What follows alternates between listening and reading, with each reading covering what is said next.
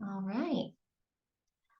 Welcome, everyone, to Better Boundaries from the Inside Out. My name is Lydia Rhino, and I am the Program Director at the Eating Disorder Foundation. And I am so happy to welcome everyone here to the space tonight. Tonight's workshop is brought to you in collaboration with the Eating Disorder Foundation and Alex Harrison. I would like to take a moment to share a little about the Eating Disorder Foundation. We are a nonprofit that was founded in 2003 with a mission to be an effective resource in the prevention and elimination of eating disorders through free and accessible education, support, and advocacy. We are a Denver-based organization that is now serving individuals and families both nationally and internationally. I want to thank anyone who made a donation upon registration. We are able to provide free services because of the generosity of our community. I will add the donation link in the chat if you wish to donate.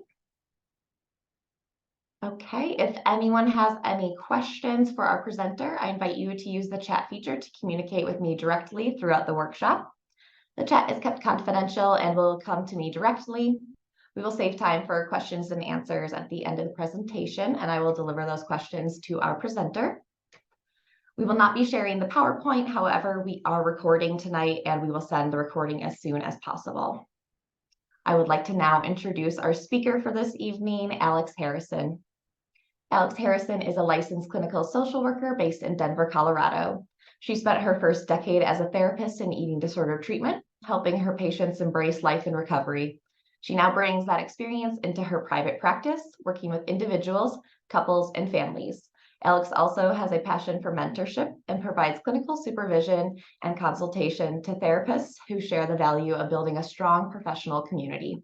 In her free time, you can find Alex taking on cooking projects with any one of her 4 kids or playing music in a local band on Denver's Front Range. Alex, we are so happy to have you with us tonight and so happy to hear all that you have experienced from all of your years working with eating disorders and exploring boundaries throughout all of those different communities. I'm going to turn it over to you for the evening. All right. And yeah.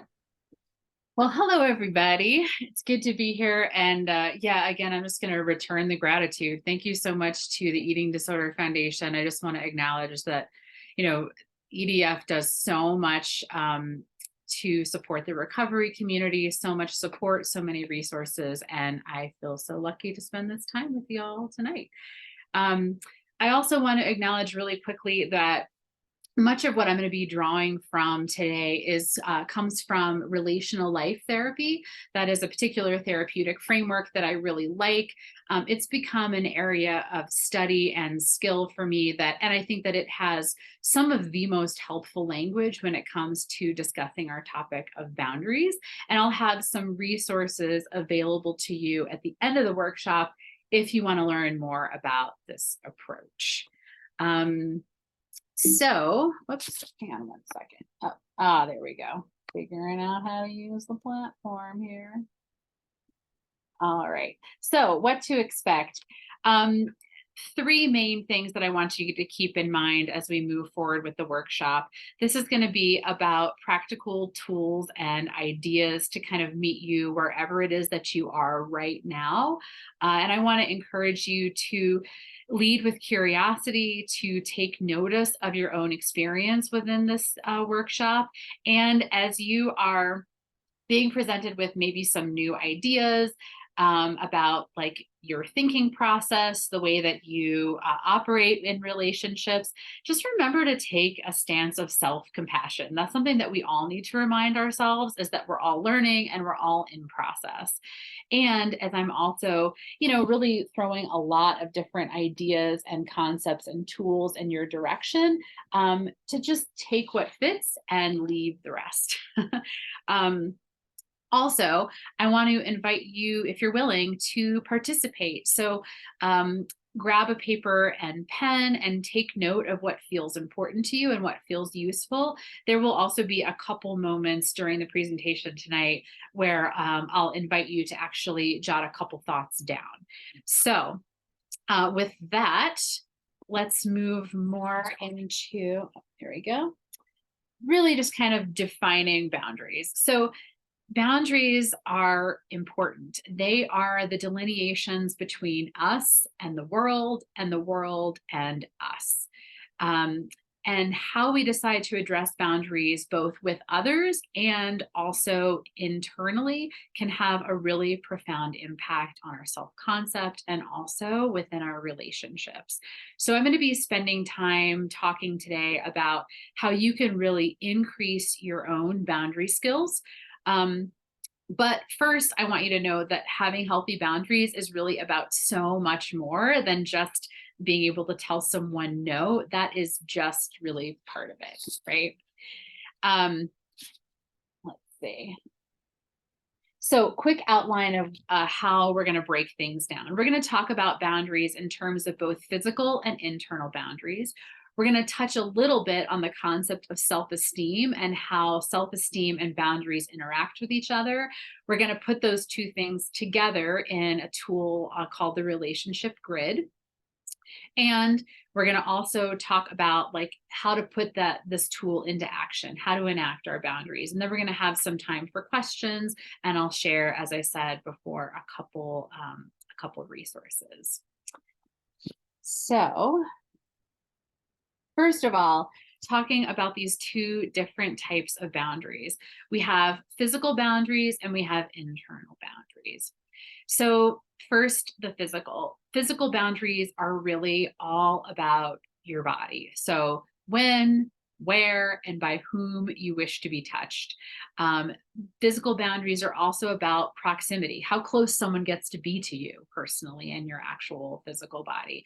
And physical boundaries extend to things like your phone, your emails, your texts, what's in the drawers of your bedside table or your dresser drawer or your office drawer, things of that nature. The other aspect of boundaries is internal. And internal boundaries is really our psychological boundary. It's this invisible field, this semi-permeable field that stands between us and the world. And when we engage it, our psychological boundary protects the world from you, and it also protects us from the world. So it goes in two different directions. You can kind of think about your internal boundary as like an orange peel. There's kind of two parts to an orange peel, right? There's like the pithy white inner part, and then there's the outer, actually like orange part, right? The inner part is our containing boundary. It protects the world from us. It keeps us from letting everything out. The orange part, the outer part of the internal boundary, is the part that protects us from the world. So first of all, let's talk about that inner part, the containment part. All right.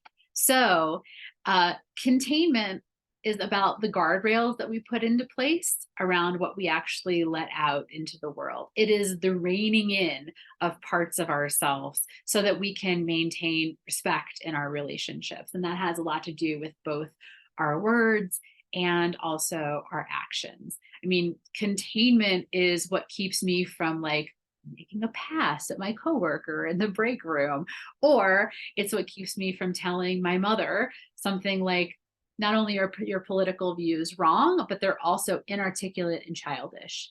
These are things I can contain, right? These are things I don't necessarily need to put out into the world. If we're boundaryless, we're uncontained. So we don't want to be uncontained. On the other hand, we don't really want to be walled off either. We don't want to be aloof or unknowable. If we're overly contained, that's where we end up going.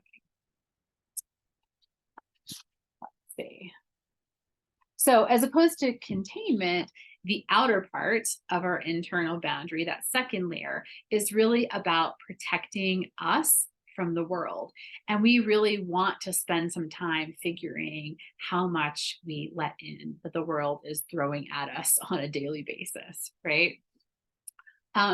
We talked about thinking of your internal boundary as like an orange peel. You could also think about your internal boundary as like having a specific like boundary design or boundary architecture. We all kind of have an architectural design based on the family that we grew up in. It was given to us in a lot of instances. And so I would ask you to consider, like, is your internal boundary design really open, like this picture above the art museum, letting in everything and anything? Or are you more walled up, like a fortress where nothing gets in or out? If we're too porous, I'm going to go back for just a sec. If we're too porous, if we're boundaryless, we let everything in. Some people might call this like being thin-skinned. You know, we take things much too personally too often. An example of this, let's say, you know, I get feedback from a workshop that I'm doing, like the one tonight. And for the most part, I get lots of really positive reviews, but one person tells me I'm a lousy speaker. And I let this devastate me. And I am ruminating on it for days. And it keeps me from even wanting to do another workshop. If that's the case, I'm boundaryless. I'm too porous. Another example, you know, if my boss tells me that I need to work on being more on time for work, and I start bouncing back and forth internally between being incredibly fearful that I'm going to get fired, or maybe like channeling that inner life towards like a feeling of contempt towards my boss, because like, you know, he's got flaws too, right? Either way, in this case, I'm again boundaryless. On the other hand, if I were to dismiss his request out of pocket and without the slightest bit of consideration, I'm walled off, right?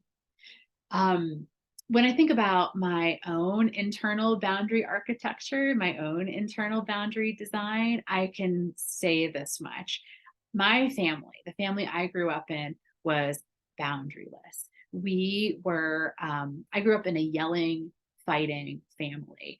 My very passionate mother is from a working class town just outside of Boston, Massachusetts. My dad is from a farm in Ohio, and he was raised by two really harsh parents. So I was pretty much designed around an environment where the loudest person want to fight. If you want to get attention, if you want to get your needs met, run towards the argument, very little contained, right? In contrast, even though I didn't have Southern parents, I was raised in South Carolina, which is a prevailing culture of what we would call a wall of nice. So like if someone feels offended in the South, like they're much less likely to like give you the what for and tell them exactly what they think of you.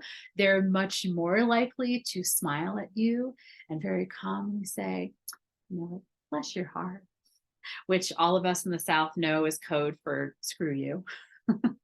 It's all passive aggressive, but with a wall of a smile, you know?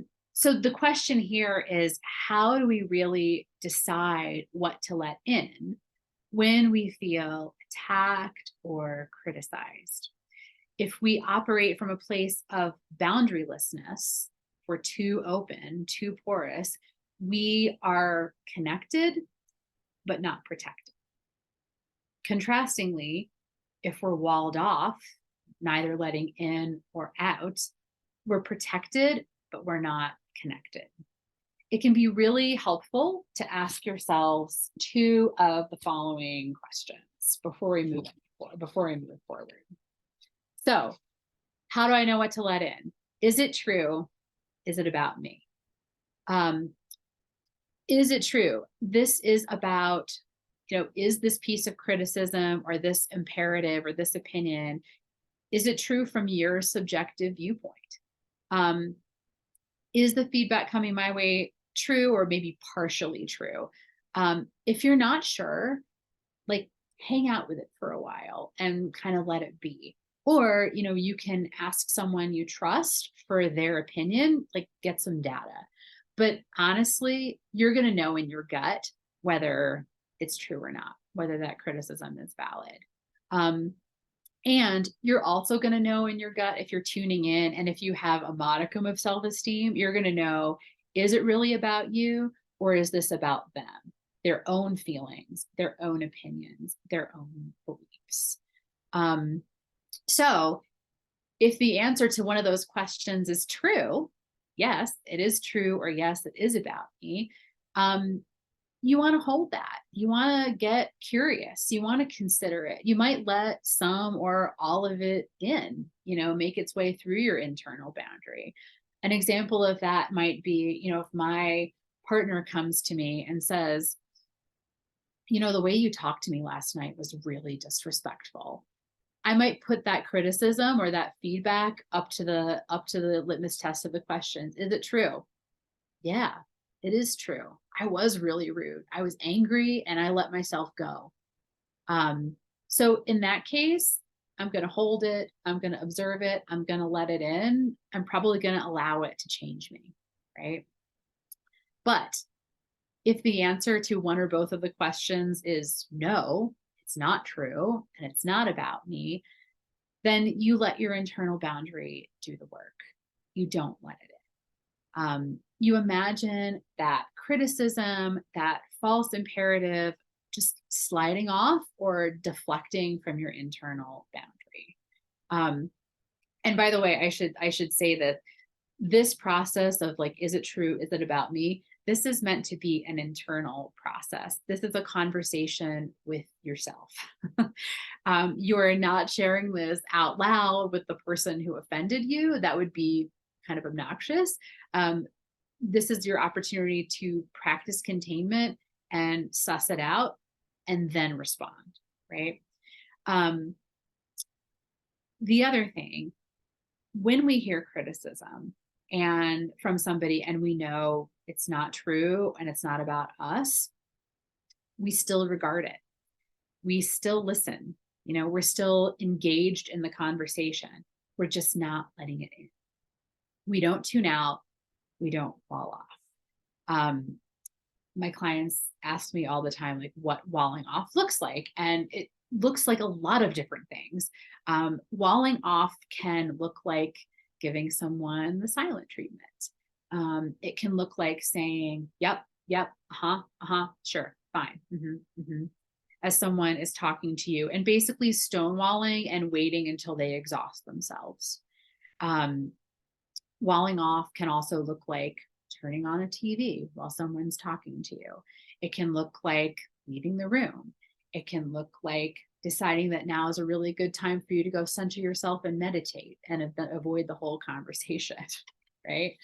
On the other hand, there are some moments where it's okay to wall off. I want to be really clear about that. Like, for example, if you're being verbally abused, in that case, the wall should just go up. We let nothing in. There's nothing productive to take in a moment like that. Another reason one might wall off would be, you're in a situation you can't get out of with someone that you don't know very well. Like, say, for example, you're waiting at the DMV and the person beside you just starts like going off about their bigoted politics, for example. In those moments, we contain, we wall off, we're not taking anything in, and then we leave when we can, right? When it comes to most of our relationships, though, you may feel the need to put up a wall when someone is saying something unkind or rude to you. But once they stop and they return to being civil and appropriate, particularly once they've apologized, we need to soften that wall back into a porous boundary. Because if we don't, we're just engaging in passive aggressive retaliation, right? In other words, if 2 days after a fight, my partner is being perfectly lovely to me, but I'm still giving him the silent treatment to punish him, I'm walled off in retaliation. And I need to soften up again so that there's room for the relationship to actually function. Okay, I hope that makes sense. So now we're going to kind of shift a little bit and transition. I'm actually going to invite all of you to participate in a guided imagery exercise so that you can have a moment to conceptualize and visualize and feel what your internal boundary actually looks like. So then you have a tool to start putting into practice. So I'm going to invite all of you to take a deep breath. It's been a long week. We're almost at Friday. We're almost at the weekend, right? Take a deep breath. Allow yourself to really sit back in the chair that you're in or the seat that you're in. Allow your spine to be fully supported in that chair. And if you're willing to, I want to invite you to close your eyes.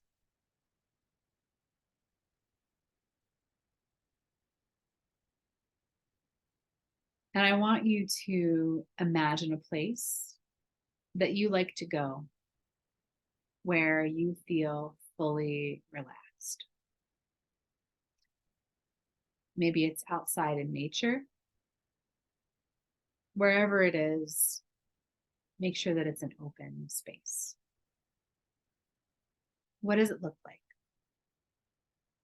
What do you see? What are you surrounded by? What do you hear? What do you smell?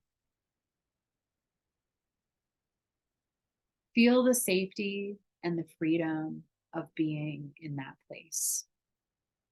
And notice how grounding it is to be in this special spot. Notice how open and relaxed you feel in this special place. Take a deep breath and just be there for a moment.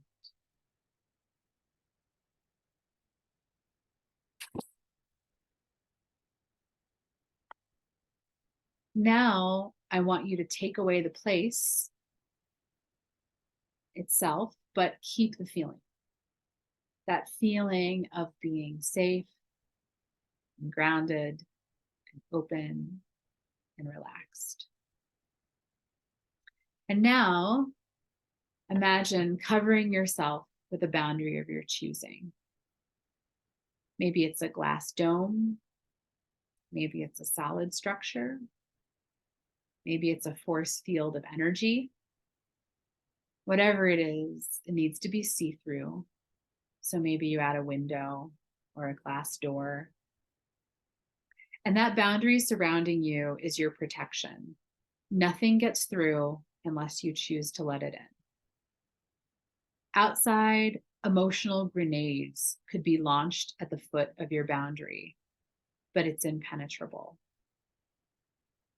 The boundary is doing the work for you. So when you're inside, you don't have to steel yourself because you're inside where you're free to be open and curious and relaxed. All you have to do is engage the boundary.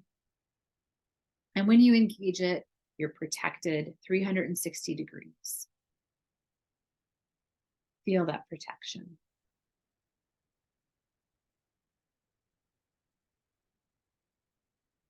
Okay. Nice job, everybody. Now I want you to take a moment, if you did grab yourself a pen and a paper, and just jot down a few bullet points of what your boundary looks like what it's made of. How did you construct it? So now that you've written that down, I just want to put this out here. Using your boundary is not an idea. It's actually an active practice. Implementing your internal boundary is a skill, and skills do not usually come naturally to us. They are learned through repetition. When I was in college, I started playing the guitar and I sucked at it, to be honest. I could only play for 3 minutes before my fingers hurt so much that I had to stop. And I didn't have the small muscle control or power to be able to hold down the strings and make good chords. They always sounded twangy and metally and pitiful. And I was really uncoordinated and I didn't know all the chords. And when I tried to move from one chord to the next, I was really, really clumsy. And For the first 6 months, I, repeated and repeated, and gradually over time, it went from feeling completely foreign and completely clumsy and frankly painful to feeling interesting, doable. And now, I'm not going to say how many years later or how many decades later, but it feels natural, to be able to move from one chord to the next, to be able to pick up my guitar. I've built up calluses on my fingers. So the pain and the discomfort of practicing doesn't really happen anymore. It's the same way with the skill of practicing our boundaries. At first, it's going to feel undoable, unnatural, all the things. And the first 20 times you do it, it's going to be that way. But you keep doing it, you keep practicing using that internal boundary, asking yourself those questions. Is it true? Is it about me? What do I let in? What do I let out? And eventually it's going to be a workable skill. Another aspect about the practicing, it might actually be good for you to actively consider scenarios where you know that you should walk into a room or walk into a situation and consciously use that internal boundary. I want you to take a moment actually again to think about relationships or situations in your life right now that call for you to use that internal boundary, and jot down 2 or 3 of those scenarios where you know that you could benefit from using that internal boundary.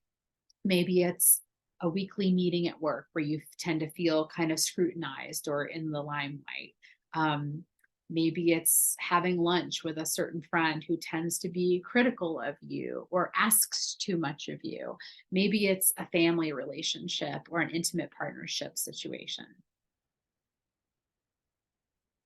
So, to work your boundaries well, to be neither walled off nor boundaryless, we have to have some measure of healthy self-esteem. So here's a little note about self-esteem. Healthy self-esteem is the idea of holding ourselves in warm regard despite our flaws and shortcomings.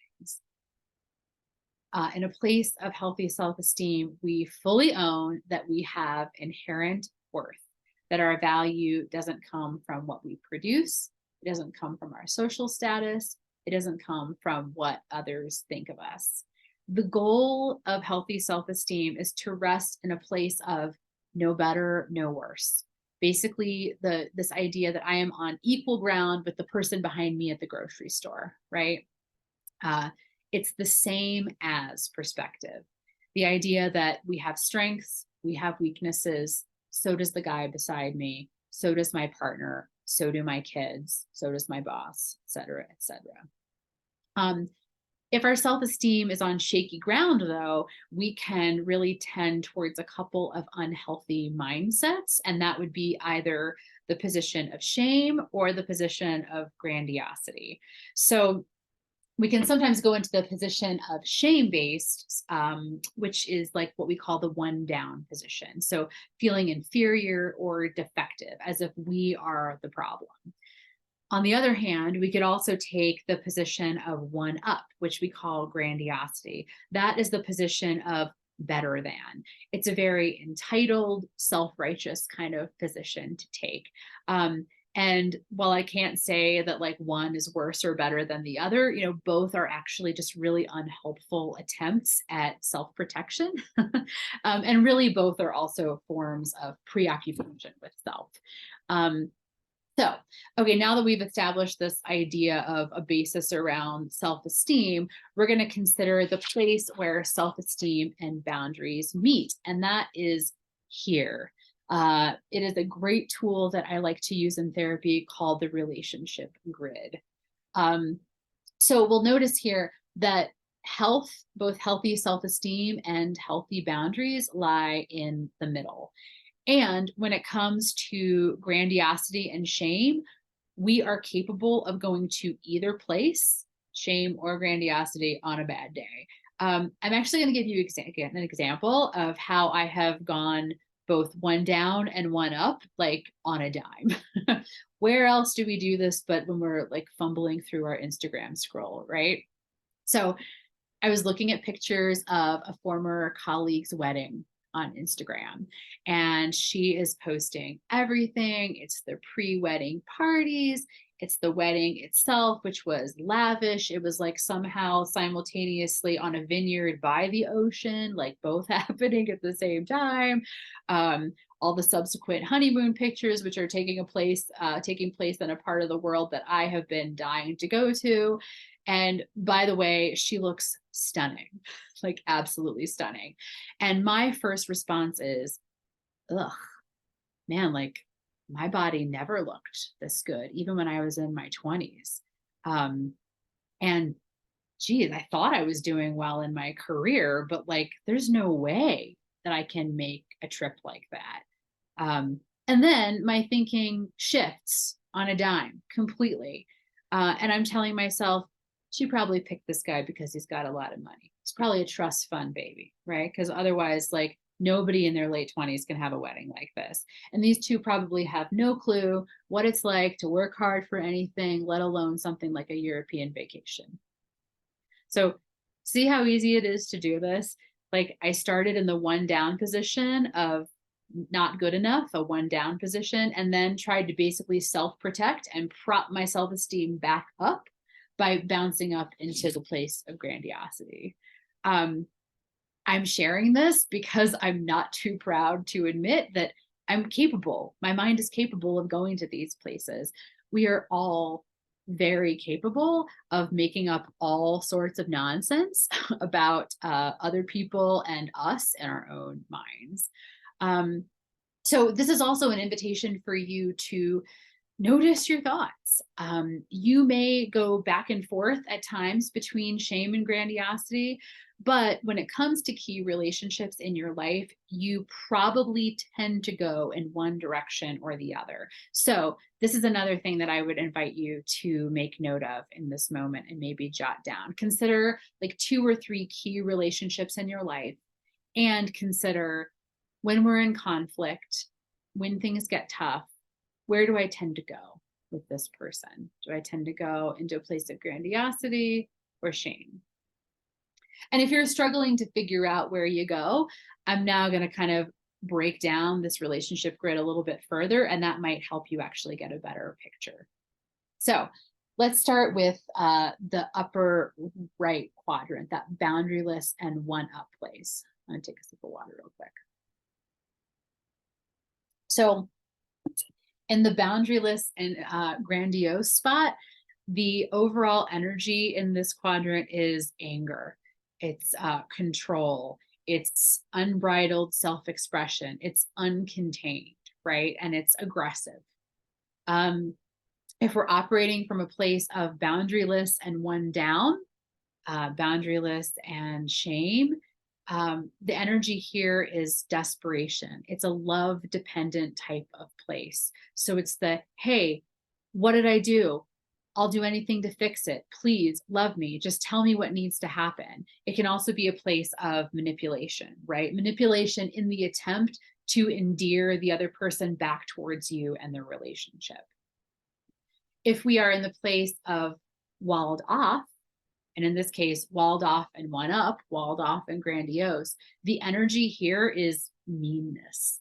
It's indifference, it's passive aggression, it's maintaining a posture of, I'm putting up my wall, and by the way, you're not worth my time, you know, because I obviously know better than you. It's the looking down at, but also from behind a wall.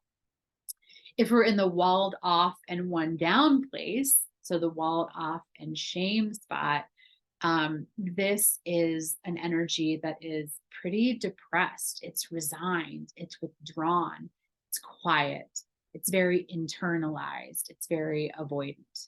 There's a lot of resignation, right? So hopefully this makes sense. And I think now that we have this grid to use as a guide, I'm going to share a couple different scenarios with you. This may or may not be partially true and autobiographical. My mother's visiting, and she comes into the kitchen in a tizzy, and she gives me an earful about my parenting. She's stressed that one of my sons is going to potentially miss out on a night of scouts because he has soccer practice on the same night and the times overlap. And my husband and I haven't talked about it yet. And we haven't decided whether we're going to try to like cram in both or have him miss one. And she is insistent that we had better figure out a way to make this work because he really deserves to have enough enrichment in his life. And it's silly to rob him of his childhood just because we want him to go to bed on time. And by the way, we sacrifice so much for you kids, right? So, yeah, given my own upbringing and my internal boundary design and architecture, my natural tendency is to go to that lovely upper right-hand quadrant, to go boundaryless and one up, and to give her a piece of my mind, and to tell her that she has no place to speak to any of this. And if she can't keep her thoughts to herself, then she can expect to be invited over less. And I don't need this nonsense right now, right? So that would be my natural tendency. But instead, I'm going to take a breath and I'm going to pause and I'm going to ask myself those two questions. Is it true? Is it about me? Well, no. Subjectively, for me, it's not true. Like we care very much about giving our kids activities that are good for them and trying to make things work. But we're also trying to have kids that aren't overscheduled and exhausted. And no, this isn't about me either. This is really about her anxiety and her own tendencies to worry about her grandkids. And this is, at best, her opinion, right? So I can go to the middle, the place of intentional, controlled vulnerability. And I can simply say, okay, I hear your perspective, and I'll consider it when Jack and I talk this over and make a decision together. So that is an example of I'm listening, I'm engaged, but because I know the criticism isn't true and it's not about me, I'm not letting the criticism, right? But I'm still maintaining like a full respect living perspective. Okay, hopefully that makes sense. Scenario 2. My partner comes home from work like 45 minutes late after I told him what time we were going to be having dinner, and with no notice on his end. Meanwhile, I've made a really nice meal that I was excited about, and now it's cold, and the kids are antsy and complaining, wondering where dad is. And he just waltzes in the house and happily tells me that he grabbed a drink with a buddy on the way home from work. So this example is less about being criticized and is actually more about hurt feelings. So now I want us to take a look at what responses might look like in this scenario from each of these quadrants. So let's say I'm in the walled off and grandiose quadrant. That's the passive aggressive, retaliatory one-up position. I might like reheat everyone's plate except for his and give him his cold, or maybe I huff around the kitchen and clean up really aggressively, just kind of slamming cabinets and sighing. And the whole time I'm just giving him this like the silent treatment. And the message that I'm sending him from this position is that he's not worth my time to hash it out. And he proved that when he came home late with no apology at all, right? So the walled off and one down approach would be, I feel a sense of shame, but I also feel walled off. I stay silent. I withdraw from him. I convince myself that he really doesn't care very much about me or the kids because I'm probably not worthy of his time. And I should probably just go to bed early and leave him alone. Okay. Now, the boundaryless and one up position, boundaryless and grandiose, is giving him the what for, unleashing, right? You've got some nerve waltzing in here late with no explanation and that smug smile on your face. I'm the one who grocery shops. I plan all the meals. I take the time to make something nice. And you can't even be bothered to show up when you knew what time dinner was going to be. Right. And then finally, we've got the boundary list and one down position. Did I do something wrong? I'm probably asking too much of you. Never mind. Let's just try to move on. You don't owe me anything. Oh, look at all those spelling errors I made there. Yeah, let it go. So, you've got a picture now of what it might look like to respond to feeling hurt from these 4 unhealthy positions. Now, how might we go about addressing this offense, this feeling of hurt, in a way that actually keeps us in the middle, where we're boundaried but connected, where we are neither better than nor less than, but same as? Okay, so here's a tool for you to try. And it goes like this, 3 parts. It's naming what they did, and I want you to keep it observable, speaking just to their action. Do not speak to what you imagine are their thoughts or motivations or feelings. Second piece, you're going to name how you're feeling using 3 emotion words and try to lead with the emotion that feels the least familiar to you. And then third, you're going to make a request. And when you make a request, you're going to be specific and speak to actionable changes that they can make. Try not to speak to the past. Keep it about what you like moving forward. So here's the example using the model. Name the behavior. Hey, I let you know what time dinner was tonight, and you came home late without touching base with me. I'm feeling really disrespected and frustrated and taken for granted. And moving forward, I'm asking you to just let me know about your plans and what time you'll be home. Being honest and clear is about what's really going on is the most important thing to me. Okay. So there's the tool. And now that we've kind of talked about this intersection between self-esteem and boundaries, and we've kind of established that it starts internally before we go external. And I guess, we're kind of coming to the end of the content here. I just want to say we've covered a lot of ground, and this is really just kind of scraping the surface. We have not covered everything. This is a really rich topic with a lot of nuance. But my hope is that this is giving you a framework to consider. And there's a couple potential, takeaways here. So final thoughts. I want to invite you, when it comes to exercising your boundaries, to consider the relationship and to consider, within this relationship, how important is it to me to share a certain amount of myself versus hold off? What am I giving them? What am I not? Is it important for me to share my requests? Is it important for me to be able to share my feelings? Or is it important to contain? The high stakes relationships, our intimate relationships, our close relationships, the answer probably should be yes, we should be speaking up. Also consider your values, and then practice implementing that internal boundary. Practice, practice, practice. And give yourself, again, we said this at the very beginning tonight, give yourself a little self-compassion. You really need it because, again, these are skills, and skills are learned with practice and repetition. And then finally, aim for the middle, neither walled off nor boundaryless, and neither grandiose nor shameful, but same as. Okay.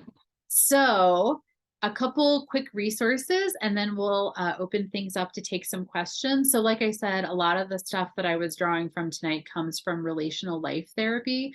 There are 2 books by Terry Real that I think really utilize this framework really well. One is called Fierce Intimacy. It's actually an audio book, that particular one. It's specific to intimate partnerships. And then the other is Us, which is actually much more universal about lots of, larger scale relationships. Again, both of those work in RLT. And then Wired for Love is another great book that I love by Stan Tatkin. And that uses a framework that calls to mind the relationship between attachment. So that has a lot to do with, again, our architectural design around boundaries, and how that influence like comes into contact with like intimacy and our intimate relationships. And then here's some information on how to contact me should you have any questions. You've got my email address there and the website for my counseling practice. In my counseling practice, I do a lot of work with people around both relationships and recovery, and I see individuals and couples and families. All right, I think we're ready for questions. So Fabulous. Lydia, I think that's your cue. Absolutely. Oh, phenomenal, Alex. I really enjoyed the imagery because I feel like that's the first time that I actually sensed what my boundary could look like and not in a judgmental way. And it really felt like authentic to me. So thank you. We have a couple great questions that came in. I'll still be monitoring the chat too after we wrap these up. All right, first question for you, Alex. How do I work on differentiating if I am creating an external boundary with others that is based on fear rather than self-care? My concern is that fear-based boundaries may turn into barriers for increased connection and or intimacy in both personal and romantic relationships. Mm-hmm. Yeah. Oh, that's a great question. So I think like this is a place where you can also where values kind of come into the picture because we want to consider like, if anyone has done any values work in therapy or on your own, we know that like values are these things that really anchor us, these things that we believe in no matter how other people are showing up in our lives. And while they are not our goals, they're kind of helping us identify what our goals are and identify like therefore like what our behavior is. And one of the key things around like doing values work and operating from values is that we have to pay attention to the idea of accepting that moving towards our values sometimes involves feeling a certain amount of pain and accepting a certain amount of discomfort.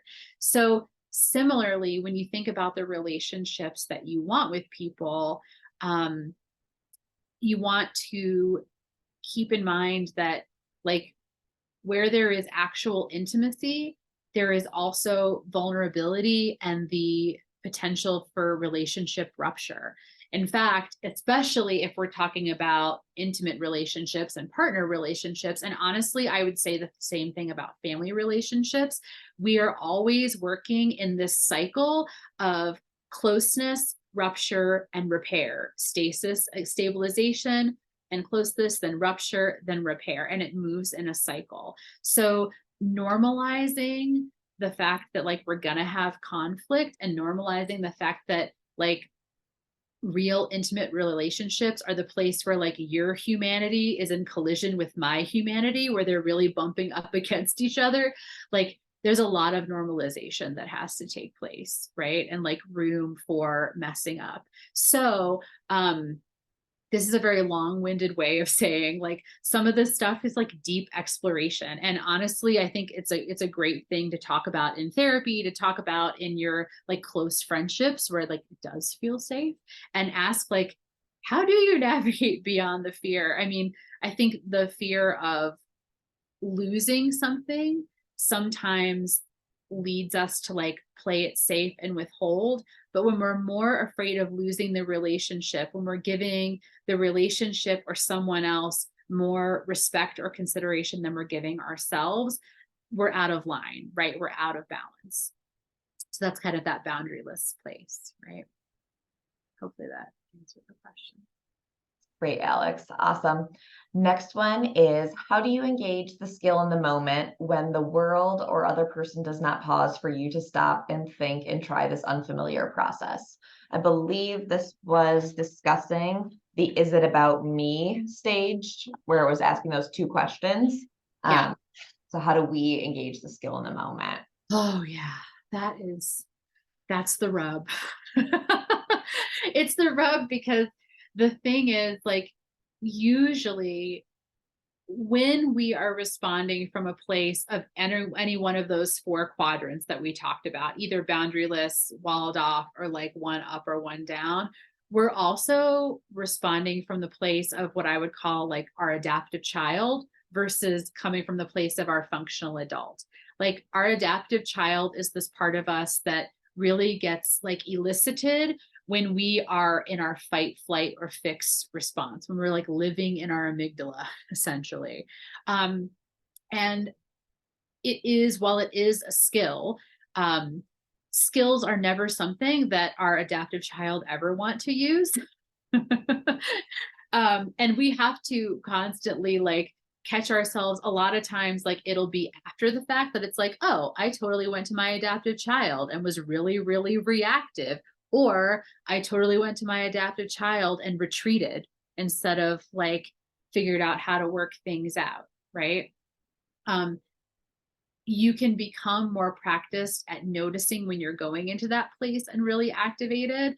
And I mean, for me, as someone who in my, as I shared earlier, tends to go to the place of like boundaryless and grandiose, I have to ask myself the question, is what I'm about to say or how I'm about to respond to this person either kind or respectful? And if the answer is no, then my job is to be quiet.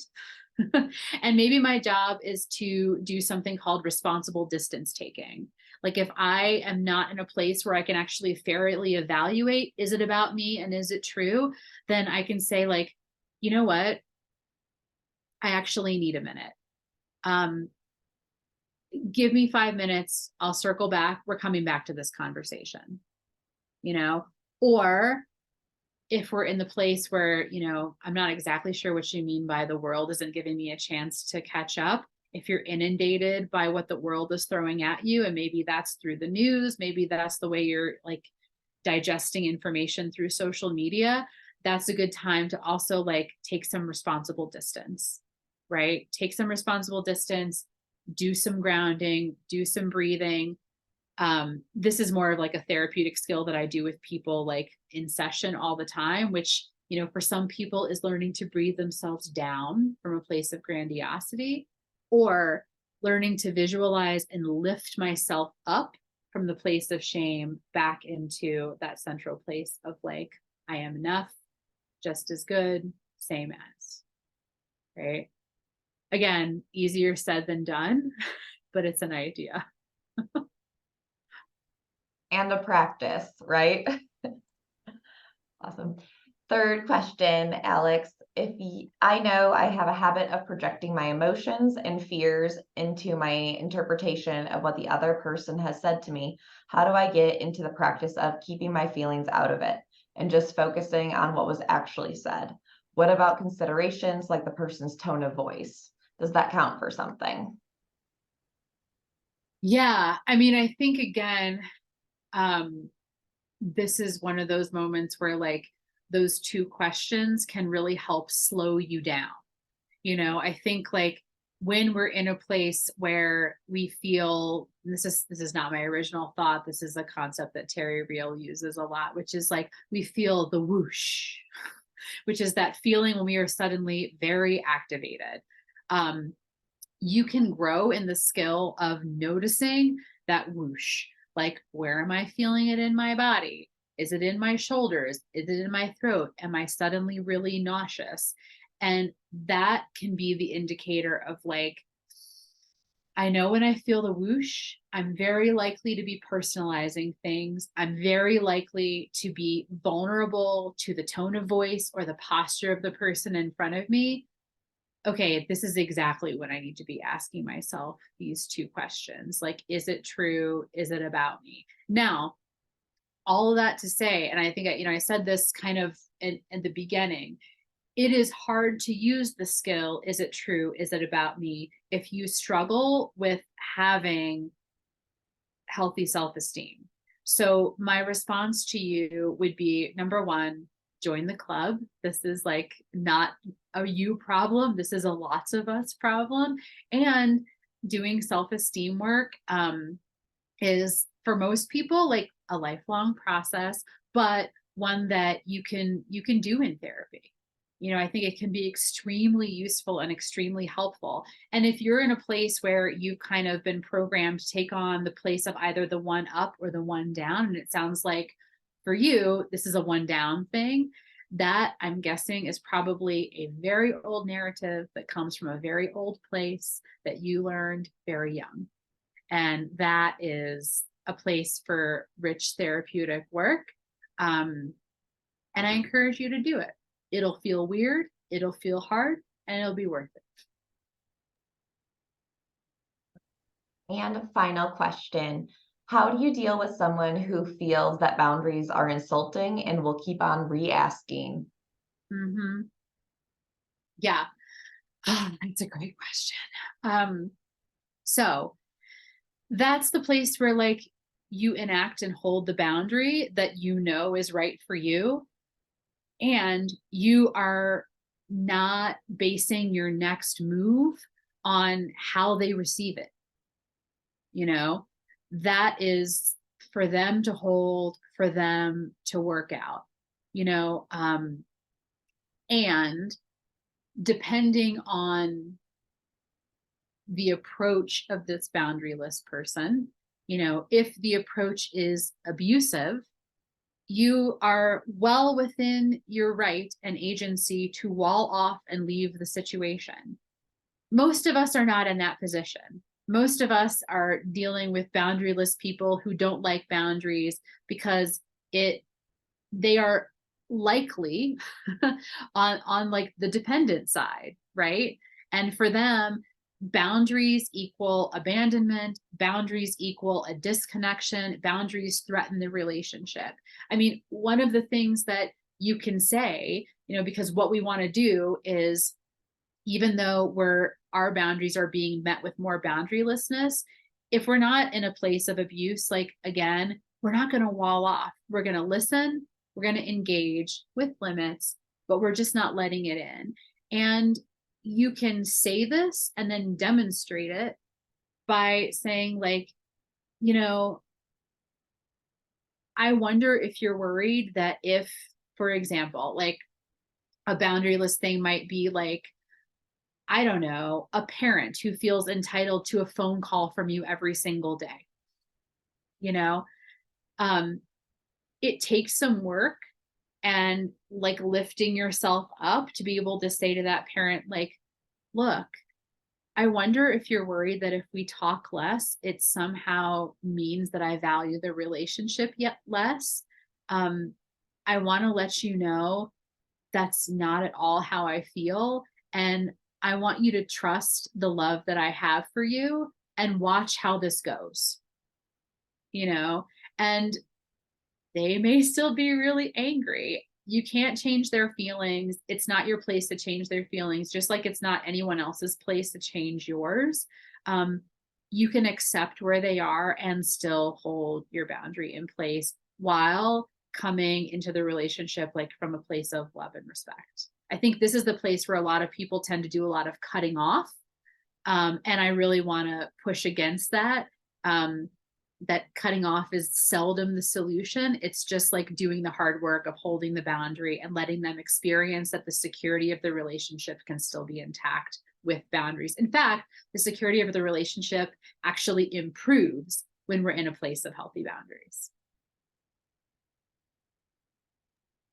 Feels so helpful to be reminded of that, because I can imagine the distress that people have to hold when they put in place a boundary, and it's with like responded with like retaliation and pushback, that feels so uncomfortable to say like, hey, I'm trying to hold my space, but to remember to sit in that discomfort and to know that your boundary is your own to hold.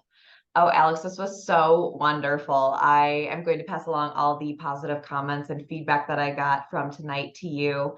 And everyone, a reminder, this recording should be up within 48 hours. And since you all are here, I'm assuming that you all registered, so you'll get the email as soon as that is uploaded to our YouTube.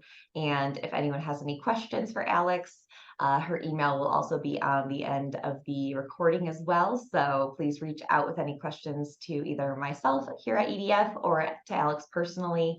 And thank you all for joining us. And again, Alex, thank you so much. This was so wonderful. I know it's going to help so many of our community members out. Thanks so much for having me. Thanks, y'all. Have a good night, everyone.